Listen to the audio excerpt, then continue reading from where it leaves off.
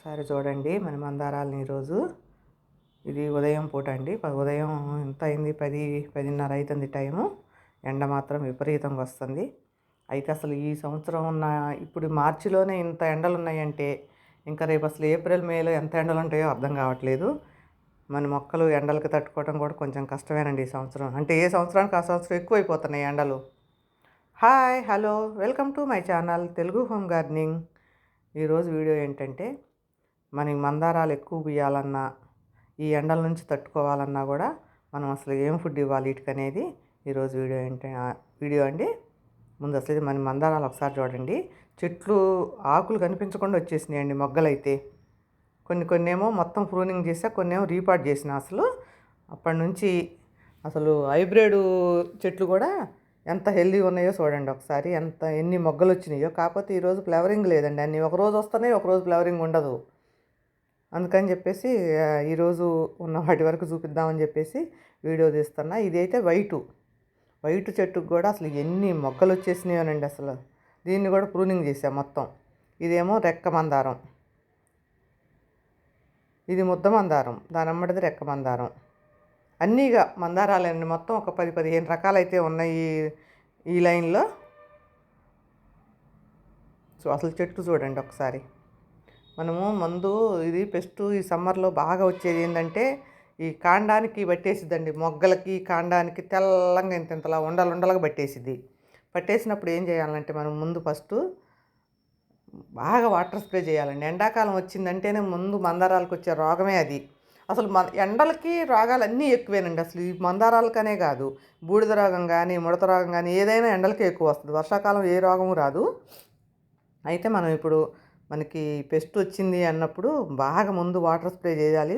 Water spray చేసి దాని మీద బూడిద కానీ, మరి లేకపోతే ఇంకా మనం ఏదైనా ఇచ్చుకుంటాం కదా, అంత ముందు వాటర్ స్ప్రే చేసి బ్రష్ తోటి శుభ్రంగా తుడిచేసి బూడిద చల్లాలి ఫస్ట్ ఆఫ్ ఆల్.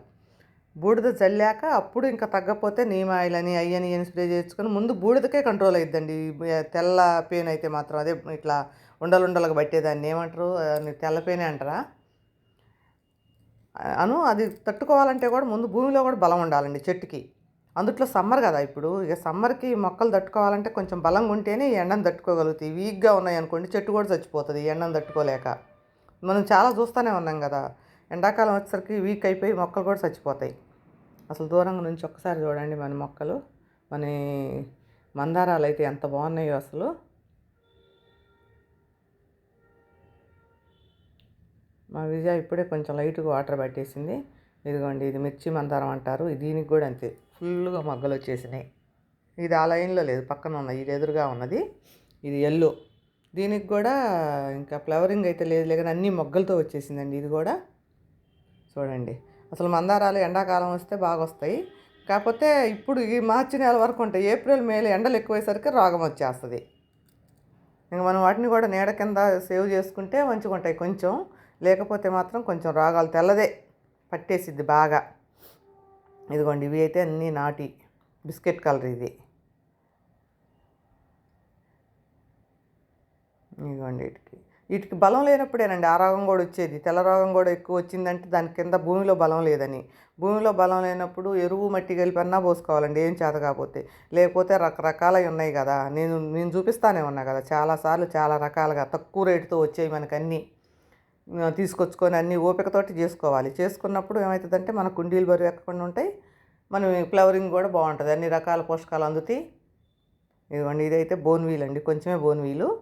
నేను ఎరువుగా ఏం చేస్తానంటే, ఏమైనా మొక్కలు తీసేసి ఉన్నాయి కొంచెం బలంతో తీసేస్తాం కదా, ఒక్కోసారి చచ్చిపోయో ఏయో రకాలుగా జరుగుతుంటాయి కదా మొక్కలు పెట్టినప్పుడు. ఇంకా ఆ ఎరువుని ఏం చేస్తానంటే మళ్ళీ వేరే కలుపుకోకుండా దాన్ని కొంచెం మొదట్లో వేసేస్తుంటా. ఈ సమ్మర్లో కొంచెం మొక్కలు కూడా, కుండీలు కూడా కొంచెం ఎక్కువ వేసుకోవాలండి మట్టి, లేకపోతే ఊకనే తేమ ఎండిపోతుంటుంది. ఇదిగోండి, ఇప్పుడు కోడిగుడ్డు పొట్టు, నీమ్ కేకు, అదే బోన్వీలు, మరి బాగా ఎండిపోయినాయండి టీ పొడి, ఈ 3 రకాలు మిక్స్ చేసేసాను. మళ్ళీ మనకి అరటికాయ తొక్కలు, ఎండిపోయిన అరటికాయ తొక్కలు.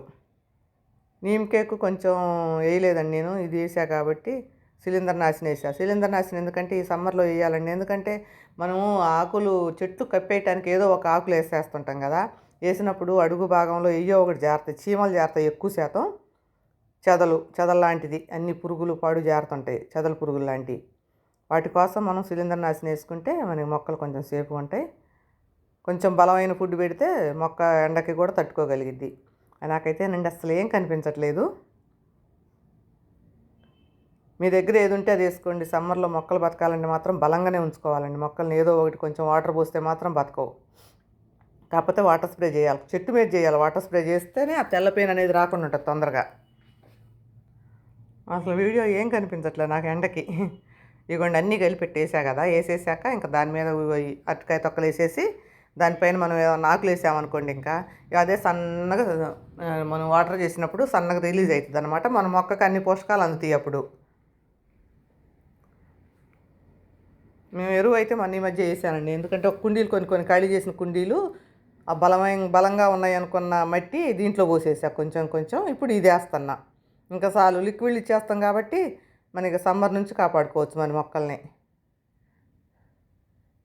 ఫ్లవరింగ్ అంటే ఇష్టం లేని వాళ్ళు అంటూ ఎవరు ఉండరండి. కాకపోతే ఇవి కొంచెం కేర్ ఎక్కువ చేయాలంతే. గులాబీలకి ఎక్కువ ఈ సమ్మర్. ఇంకా అవి చచ్చిపోతాయి తొందరగా. ఇవన్నా గట్ట పూలు పూయకుండా అట్టబడి ఉంటాయి, కానీ మొండిగా ఇవి బలం లేకపోతే కొన్ని చచ్చిపోతాయి. హైబ్రిడ్ కొంచెం డేంజరు. ఇంకా అన్నిటికీ ఇచ్చేస్తామండి.